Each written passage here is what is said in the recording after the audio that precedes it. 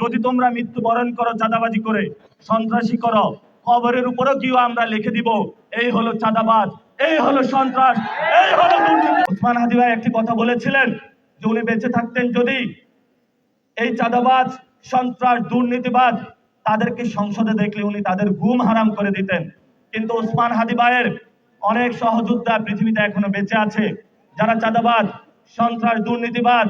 আপনারা মনে করবেন যে এক ওসমান হাদি চলে গিয়েছে, আপনারা খুব আরামে থাকবেন, লাভ নাই। হাজার হাজার লাখ লাখ বাংলাদেশে ওসমান হাদি তৈরি হয়েছে, যারা আপনাদের শুধু ঘুম নয়, আপনারা যদি জেগে থাকেন আপনাদের জাগনাও তারা হারাম করে দিবে ইনশাআল্লাহ। যদি তোমরা মৃত্যুবরণ করো চাঁদাবাজি করে, সন্ত্রাসী করো, কবরের উপরও কিও আমরা লিখে দিব এই হলো চাঁদাবাজ, এই হলো সন্ত্রাস, এই হলো দুর্নীতিবাজ, যেভাবে মীর জাফরের উপর কবরের উপরে লিখে দেওয়া হয়েছে।